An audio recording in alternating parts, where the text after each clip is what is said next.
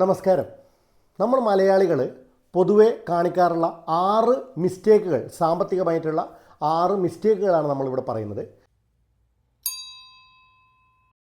അതിലൊന്നാമത്തെ കാര്യം എന്ന് പറയുന്നത്, നമുക്കൊരു എമർജൻസി ഫണ്ട് നമ്മൾ കീപ്പ് ചെയ്യാറില്ല എന്നുള്ളതാണ്. നമ്മളിൽ വളരെ ചുരുക്കം ആൾക്കാർക്ക് മാത്രമേ ഗവൺമെൻറ് മേഖലകളിലൊക്കെ ജോലി ഉണ്ടാവുള്ളൂ.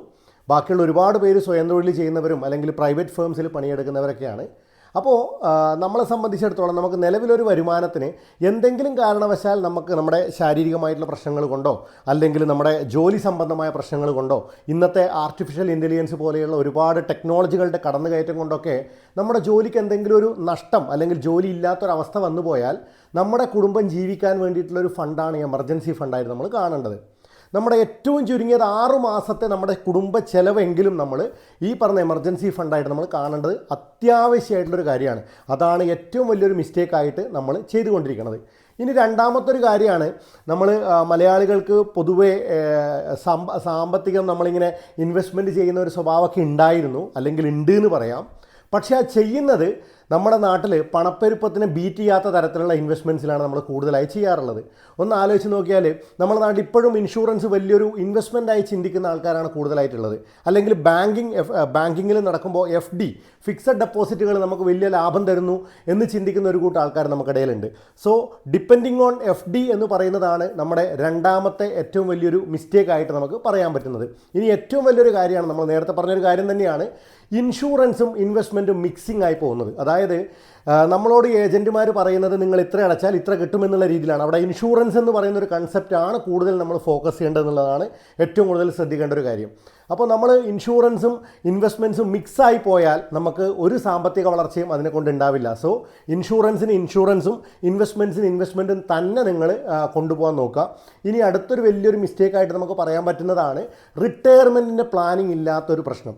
അതായത് ഞാൻ നേരത്തെ പറഞ്ഞൊരു കാറ്റഗറി, അതായത് നമ്മുടെ ഗവൺമെൻറ് സെഗ്മെൻറ്റിലൊക്കെ ഉള്ള ആൾക്കാരാണെങ്കിൽ അവർക്ക് റിട്ടയർമെൻറ്റിൽ നമുക്ക് പറയാം പെൻഷൻ, NPS ഒക്കെ ആയിട്ട് പെൻഷനൊക്കെ കൊടുക്കുന്നുണ്ട്. അതിലും കുറേ പ്രശ്നങ്ങൾ നമ്മൾ കഴിഞ്ഞ വീഡിയോയിലൊക്കെ ചെയ്തിട്ടുണ്ട്, അതിലുള്ള കാര്യങ്ങളൊക്കെ നമ്മൾ ചെയ്തിട്ടുണ്ട്. സോ അവിടെ മനസ്സിലാക്കേണ്ട ഒരു കാര്യം, പ്രൈവറ്റ് മേഖലകളിലും സ്വയം തൊഴിലുള്ളവരും നിർബന്ധമായിട്ടും പെൻഷൻ എന്ന് പറഞ്ഞൊരു കാര്യം വേണം. കാരണം എന്തായാലും നമ്മളെ സംബന്ധിച്ചിടത്തോളം ഒരു കാലം കഴിഞ്ഞാൽ ഏത് മനുഷ്യനും കിതക്കുന്ന ഒരവസ്ഥയിലേക്ക് എത്തും. ആ സമയത്ത് നമ്മുടെ കുടുംബ ചെലവുകൾ ഉറപ്പായിട്ടും ഉണ്ടാവും. ചിലപ്പോൾ ഇന്നുള്ളതിനേക്കാൾ കൂടുതലായിരിക്കാം നമ്മുടെ ചിലവുകൾ എന്ന് പറയുന്നത്. കാരണം നമ്മുടെ ഹോസ്പിറ്റൽ ബില്ലുകളൊക്കെ ആ സമയത്താണ് കൂടുതലായിട്ട് കണ്ടുവരാറുള്ളത്. സോ നിർബന്ധമായിട്ടും നിങ്ങൾ ചെയ്യേണ്ട ഒരു കാര്യമാണ് റിട്ടയർമെൻറ്റിന് വേണ്ടിയിട്ടുള്ളൊരു പ്ലാനിങ് ചെയ്തു വെക്കുക എന്നുള്ളത്.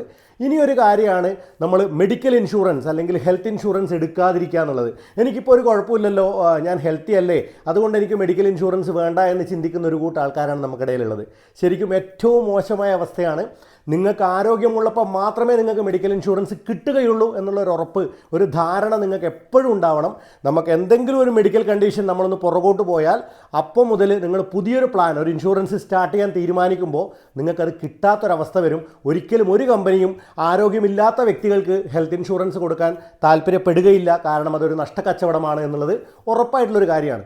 ഇനി അടുത്തൊരു കാര്യമാണ് ഇൻവെസ്റ്റ്മെൻറ്റ് റിവ്യൂ ചെയ്യാതിരിക്കുക എന്നുള്ളത്. അതായത് നമ്മുടെ നാട്ടിൽ തന്നെ നമ്മൾ നോക്കിയാൽ മതി, ബാങ്കിലൊക്കെ നമുക്ക് കാണാൻ പറ്റുന്നതാണ്, ഒരു വർഷത്തേക്ക് നമ്മൾ FD ഇട്ടു, അത് 2, 3, 4 വർഷമൊക്കെ ഓട്ടോ റിന്യൂവൽ ചെയ്ത് പോകുന്ന അവസ്ഥയൊക്കെ ഉണ്ടാവാറുണ്ട്.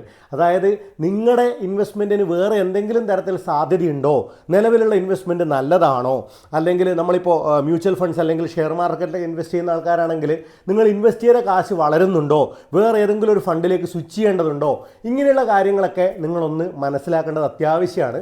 ഇനി ഒരു മിസ്റ്റേക്കും കൂടി പറയാം, അതൊരു ഫിനാൻഷ്യൽ കൺസൾട്ടൻറ്റിനെ നിങ്ങൾ കാണുന്നില്ല എന്നുള്ളത് തന്നെയാണ്.